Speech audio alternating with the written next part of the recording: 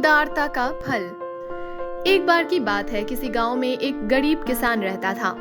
वो और उसकी पत्नी बहुत उदार थे। जब उनके और बच्चे हो गए तो वो इतना नहीं कमा पाते थे कि अच्छी तरह उनका पेट भर सके। उनके लिए भरपेट खाना मिलना ही दावत जैसा होता, और अपने लिए भोजन जुटा पाने के संघर्ष के बावजूद ये दंपति किसी भी भूखे इंसान को बिना खिलाए नहीं जाने देते थे। कुछ नहीं तो चावल का दलिया ही मेहमान को खाने के लिए देते। एक दिन जब वो भोजन करने बैठे ही थे कि तभी एक भूखा फकीर उनके घर आया और इन किसान दंपति ने उसके साथ अपना चावल दलिया बांटा। जब आया था तो फकीर बहुत कमजोर दिखाई दे रहा था, लेकिन दलिया खाकर उसने बेहतर महसूस किया। उसका चेहरा इस अमृत रूपी भोजन करने के बाद चमक रहा था। उसने किसान से कहा, मैंने इससे पहले इतने उदार पति पत्नी कभी नहीं देखे। उस बर्तन को सामने लाएं जिसमें यह दलिया पकाया था। मैं इसे अक्षय पात्र में बदल दूंगा। किसान की पत्नी बर्तन ले आई और फकीर को दे दिया। फकीर ने बर्तन को अपनी हथेली पर रखा और बर्तन को एक थाली से ढककर कुछ मंत्रों का उच्चारण किया। अब तुमको भोजन के लिए संघर्ष नहीं करना होगा। जो भी चीज राजा की रसोई में बनेगी वो तुम्हारी इस बर्तन में मिलेगी। ये कहकर वो फकीर उठा और चला गया। पति पत्नी को उसकी बात पर विश्वास नहीं हुआ, पर उसका आशीर्वाद समझकर खुश रह गए। जब किसान की पत्नी ने दलिया बनाना चाहा और बर्तन पर से थाली को हटाया तो उसने उस बर्तन को लजीज खानों से भरा पाया, जिनसे बहुत अच्छी सुगंध आ रही थी। पेट भर खा लेने के बाद भी बर्तन में खाना खत्म ही नहीं हो रहा था। इस खाने का स्वाद राजा के रसोई जैसा था। उस बर्तन से ना सिर्फ किसान पति पत्नी और उनके बच्चों ने खाना खाया, बल्कि घर आने वाले मेहमानों को भी वही खाना परोसा। घर पर जो भी मेहमान आता उनसे किसान कहता, महोदय कृपया परोसा गया खाना ग्रहण करें, किंतु इसके बारे में कुछ पूछे ना। इसी तरह की प्रार्थना वो सब लोगों से करता। जिन भी लोगों ने उसके घर खाना खाया और बाहर गए, सबने यही कहा, किसान के घर परोसा गया भोजन सबसे स्वादिष्ट था। ऐसा खाना तो बस राजा के यहाँ ही मिलता है। जब भी किसान के घर में बर्तन के अंदर खाना आता, राजा की रसोई में खाना कम हो जाता। इस बात को राजा के महल की रसोई में खाना बनाने वाले ने पकड़ा।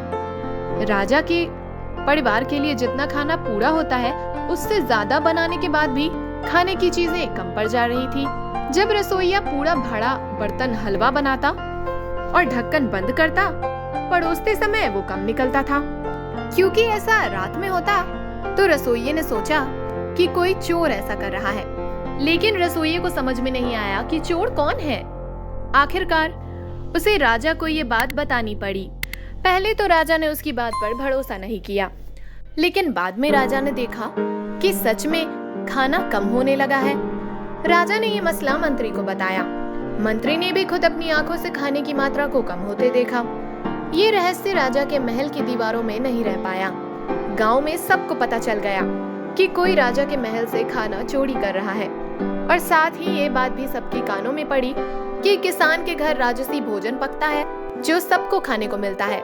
दोनों बातें आपस में कुछ यूं जुड़ी कि कुछ लोगों को शक हुआ कि जो खाना राजा के घर से गायब हो रहा है वही किसान के घर मिल रहा है।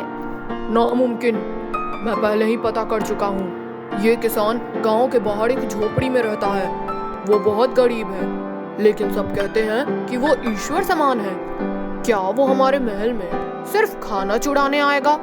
यह कैसे हो सकता है? जो महल में दाखिल हो सकता है वो ढेर सारे जेवर और मुद्राएं चुराकर अपना जीवन आराम से जिएगा। क्या वो खाना चुराने रोज महल आएगा? सच का तभी पता लग सकता है अगर हम खुद उसके घर जाकर भोजन करें। एक दिन वेश बदलकर राजा और मंत्री पैदल ही किसान के घर गए। जाने से पहले राजा ने रसोइये से पूछ लिया कि आज वो क्या पकाने वाला है। जब किसान और उसका परिवार भोजन करने ही वाले थे, वो अजनबी उनके घर पहुँचे और पूछा, महोदय हम पड़ोस के गांव के किसान हैं। सफर के दौरान बहुत गर्मी महसूस हुई और भूख भी लग रही है। क्या आप हमें कुछ खाने को देंगे? किसान ने बड़ी प्रसन्नता से उनका स्वागत किया। उसने अपनी पत्नी से बर्तन लगाकर खाना परोसने को कहा। महोदय जो भी परोसा है खाइए, बस मुझसे इसके बारे में कुछ पूछिएगा नहीं। जब पत्नी ने खाना परोसा, राजा और मंत्री जान गए कि ये तो महल के रसोई में पकने वाले अपने पकवान ही हैं। वो तो खाना खाने नहीं ही आए थे। राजा और मंत्री ने किसान से पूछा, तुमको इतना अच्छा खाना कहाँ से मिला जो अमीरों के यहाँ भी नहीं मिलता? कृपया मुझसे ये ना पूछें। जब तक बताओगे नहीं हम खाएंगे नहीं। और कोई उपाय न होने पर किसान ने राजा को सब कुछ बता दिया। उसकी बात सुनकर राजा क्रोधित हो गया। वो एकदम से खड़ा हुआ और अपनी छड़ी से उस बर्तन को तोड़ दिया और फिर बिना कुछ कहे राजा अपने मंत्री के साथ वहां से चला गया। किसान की पत्नी उस टूटे बर्तन को पकड़कर रोने लगी। मत रो, आखिर कब तक हम राजसी भोजन खा सकते थे? आज से स्वादिष्ट खाना नहीं होगा, पर चावल दलिया तो होगा ना। ऐसा समझाकर किसान ने अपनी पत्नी को चुप कराया। किसान का बर्तन तोड़कर राजा और मंत्री वापस महल पहुंचे। उन्हें वहां खाने के लिए कुछ भी नहीं मिला। उन्होंने इसकी वजह रसोइये से पूछी। महाराज, खाने की चीजें अचानक ही अपने आप बर्तनों से गायब होती जा रही है। देखिए, बर्तन बाहर से कैसे काले हैं, लेकिन अंदर से एकदम चमकदार साफ। राजा ने किसान के घर भी खाना नहीं खाया था। मंत्री ने अपने घर से राजा और उसके परिवार के लिए खाना भिजवाया। जैसे ही पकवान राजा के महल पहुंचे, वैसे ही वो गायब हो गए। राजा को सब समझ में आ गया कि किसान के परिवार के साथ बुरा व्यवहार करने की वजह से ही उसे भूखा रहना पड़ रहा है। एक बार फिर राजा मंत्री के साथ किसान के घर गया और हाथ जोड़ते हुए बोला, मैंने तुम्हारे साथ बहुत ही बुरा व्यवहार किया है। कृपया मुझे माफ कर दो। बर्तन के बदले में मैं तुम्हें खेती करने के लिए कुछ जमीन दे दूंगा और आज से हमारी रसोई तुम्हारी है। अब से हर दिन महल में जो भी पकेगा उसका आधा मैं तुम्हारे घर भिजवा दिया करूंगा। मुझे और मेरे परिवार को भूखा मारकर तुम्हें क्या मिलेगा?